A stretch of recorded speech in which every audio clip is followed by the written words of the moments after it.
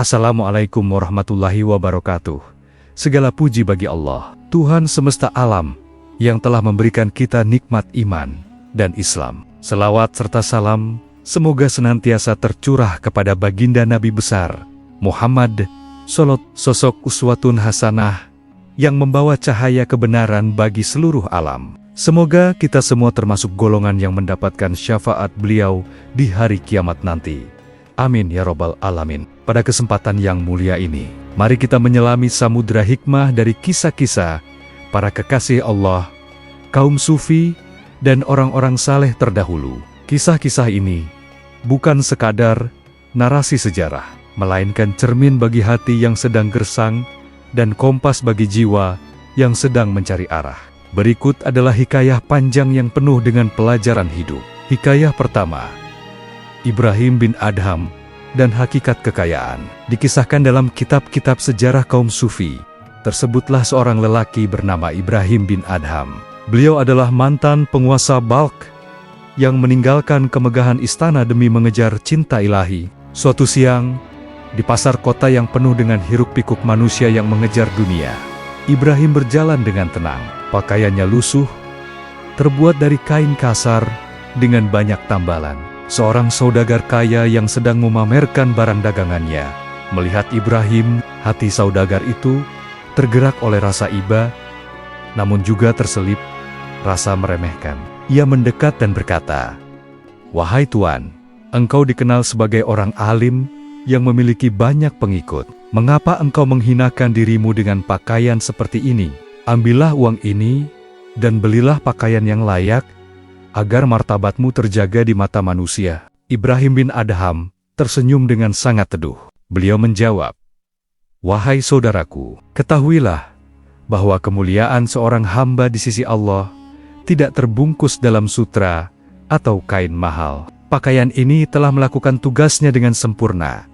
Ia menutupi auratku, melindungiku dari panasnya matahari, dan menjagaku dari dinginnya malam. Aku merasa cukup dengan apa yang cukup bagi Tuhanku." Saudagar itu terdiam, namun Ibrahim melanjutkan nasihatnya yang menggetarkan jiwa. Manusia yang paling miskin di dunia ini bukanlah mereka yang tak punya harta, melainkan mereka yang hatinya dipenuhi dengan keinginan duniawi, namun tidak pernah merasa kenyang, walau dunia sudah di tangannya. Aku telah merasakan nikmatnya kerajaan dunia, dan aku mendapati bahwa kerajaan hati yang merasa cukup qanaah jauh lebih luas dan abadi. Kisah ini mengingatkan kita pada sabda Rasulullah SAW, harta benda, tetapi kekayaan yang hakiki adalah kekayaan jiwa. Hatar, Bukhari, dan Muslim. Kesederhanaan Ibrahim bukanlah kemiskinan, melainkan sebuah kemerdekaan dari penjajahan hawa nafsu.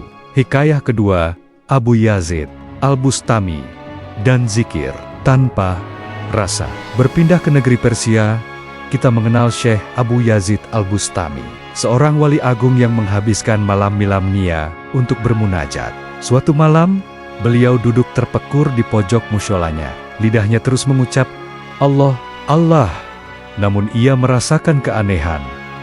Hatinya terasa gersang.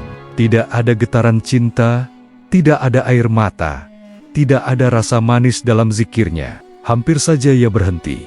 Namun ia teringat akan hakikat penghambaan. Muridnya bertanya, "Wahai guru, mengapa engkau tetap meneruskan zikirmu, padahal engkau tampak tidak mendapatkan kelezatan seperti biasanya?" Abu Yazid menjawab dengan bijak, "Wahai anakku, aku tidak berzikir untuk mendapatkan rasa nikmat. Aku berzikir karena aku adalah seorang hamba, dan Allah adalah Tuhanku. Jika Allah membukakan pintu rasa nikmat, itu adalah sedekah darinya untukku. Namun jika ia menutupnya, aku akan tetap berdiri mengetuk pintu nia dengan sabar. Tugas hamba adalah mengetuk, dan tugas Tuhan adalah memberi atau menahan menurut hikmahnya." Beberapa saat kemudian, tiba-tiba cahaya ketenangan turun ke hatinya. Abu Yazid menangis terseduh dalam sujudnya.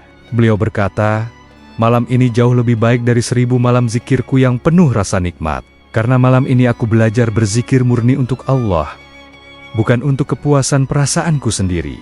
Ini adalah pelajaran besar bagi kita. Kadang Allah menunda rasa nikmat dalam ibadah, agar kita belajar ikhlas Ibadah yang sejati adalah saat kita tetap sujud, meski hati sedang gundah. Tetap berzikir, meski air mata tak kunjung keluar. Hikayah ketiga, Hatim al-Asyam dan keyakinan pada rezeki. Hatim al-Asyam, yang dikenal karena ketawakalannya, suatu hari didatangi oleh seorang fakir yang kelaparan. Saat itu, Hatim hanya memiliki 2 keping dirham di sakunya. Itu adalah uang satu-satunya untuk membeli gandum bagi istri dan anak-anaknya. Tanpa ragu, Hatim memberikan 1 keping kepada fakir tersebut. Muridnya bertanya, "Guru, bukankah keluargamu juga butuh makan?" Hatim menjawab, "Aku lebih khawatir jika aku menahan titipan Allah ini. Lalu di hari kiamat Allah bertanya, 'Wahai Hatim, mengapa kau biarkan hambaku kelaparan, padahal ada harta di sakumu?' Malam itu, saat Hatim pulang dengan sisa uang yang sedikit, seorang pedagang kaya mengetuk pintu rumahnya. Pedagang itu menyerahkan sekantong besar koin emas dan perak. Ia bercerita bahwa hatinya tergerak secara tiba-tiba untuk memberikan hartanya kepada Hatim. Inilah bukti nyata janji Allah.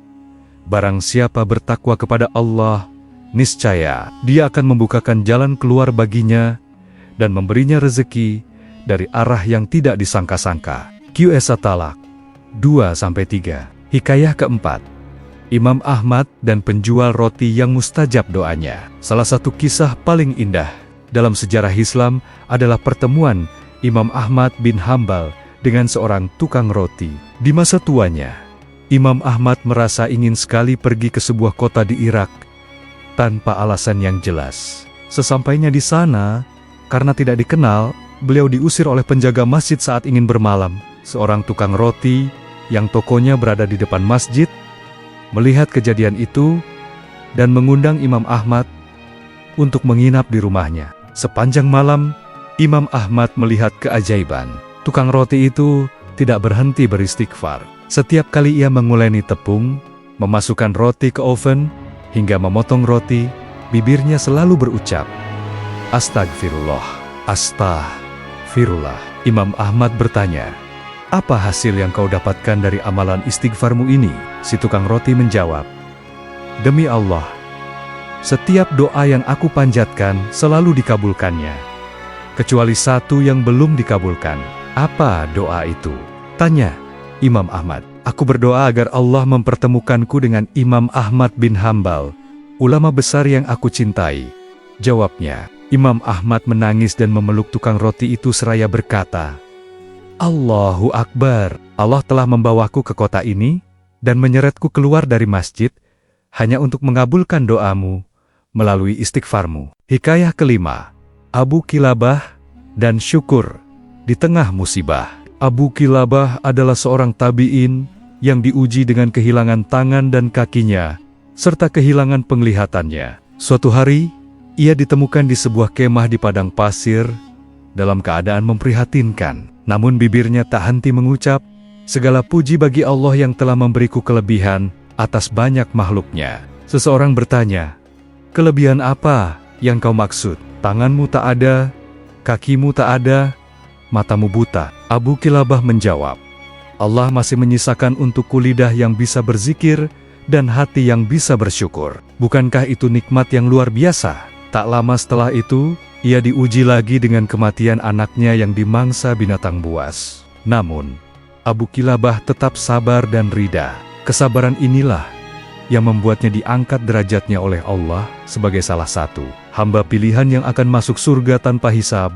Hikayah keenam, Syekh Ma'ruf Al-Karhi dan jin di rumah kosong. Syekh Ma'ruf Al-Karhi pernah bermalam di sebuah rumah yang dikenal berhantu. Masyarakat takut karena siapapun yang masuk akan diganggu oleh jin. Namun, Syekh Ma'ruf masuk dengan tenang dan menghidupkan malam dengan selawat dan zikir.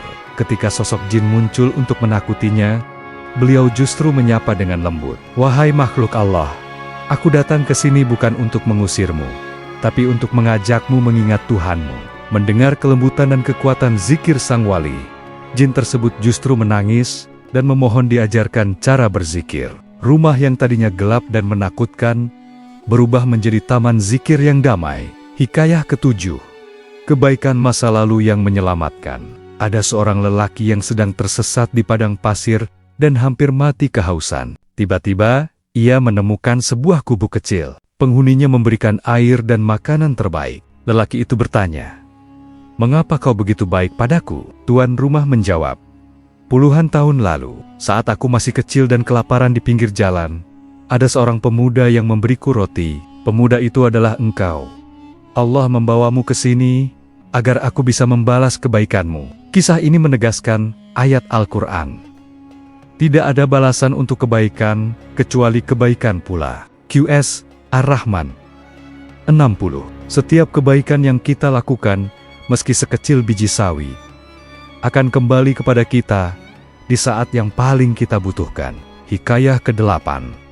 Pemuda yang menjaga kesucian diri. Dikisahkan seorang pemuda saleh yang bekerja di rumah majikan kaya. Istri majikannya sering menggoda dan mengajaknya berbuat maksiat. Pemuda itu selalu menolak dengan berkata, "Aku takut kepada Allah." Hingga suatu hari, ia terpaksa melarikan diri untuk menjaga kehormatannya. Karena keteguhannya menjaga diri, Allah mengganti kehilangan pekerjaannya dengan takdir yang mulia. Ia dipertemukan dengan seorang ulama yang kemudian menikahkannya dengan putrinya yang salehah dan memberikannya harta yang halal. Barang siapa meninggalkan sesuatu karena Allah, pasti Allah ganti dengan yang jauh lebih baik. Hikayah ke-9. Keteguhan Imam Ahmad bin Hambal membela Al-Quran. Imam Ahmad bin Hambal pernah disiksa dengan sangat kejam oleh penguasa pada masanya karena menolak mengakui bahwa Al-Quran adalah makhluk. Beliau dicambuk hingga pingsan berkali-kali, namun setiap kali sadar, beliau tetap berkata, "Al-Quran adalah kalamullah, firman Allah." Keteguhannya menjadi tiang bagi akidah umat Islam. Beliau menunjukkan bahwa kebenaran harus dipegang teguh meski nyawa taruhannya. Di akhir hayatnya, beliau dimuliakan oleh Allah dan namanya harum hingga hari ini. Sementara para penyiksanya dilupakan sejarah. Hikayah ke-10. Cacing dan burung, pelajaran tentang tawadu. Sebuah tamsil menceritakan seekor burung yang sombong mengejek cacing yang hidup di tanah yang kotor. Cacing itu berkata, "Wahai burung, engkau memang terbang tinggi, tapi akulah yang menyuburkan tanah, sehingga pohon tempatmu hingga bisa berbuah. Jangan remehkan makhluk yang tampak kecil, karena di mata Allah, yang paling mulia adalah yang paling bermanfaat dan paling bertakwa." Penutup, saudara-saudariku yang dirahmati Allah, dari 10 hikayah di atas, kita dapat mengambil kesimpulan bahwa hidup di dunia ini hanyalah panggung ujian. Kekayaan bukan pada harta, melainkan pada hati. Kekuatan bukan pada fisik, melainkan pada kesabaran. Dan keberhasilan bukan pada popularitas, melainkan pada ridha Allah Subhanahu wa Ta'ala. Mari kita jadikan zikir sebagai napas kita, sedekah sebagai gaya hidup kita, dan kesabaran sebagai pakaian kita. Semoga kisah-kisah para sufi ini dapat memberikan energi positif bagi kita untuk terus memperbaiki diri menuju husnul khatimah. Demikianlah kisah penuh hikmah yang dapat saya sampaikan. Kurang dan lebihnya, saya mohon maaf. Karena kesempurnaan hanya milik Allah dan kesalahan adalah milik saya sebagai manusia biasa. Wabillahi taufik wal hidayah. Wassalamualaikum warahmatullahi wabarakatuh.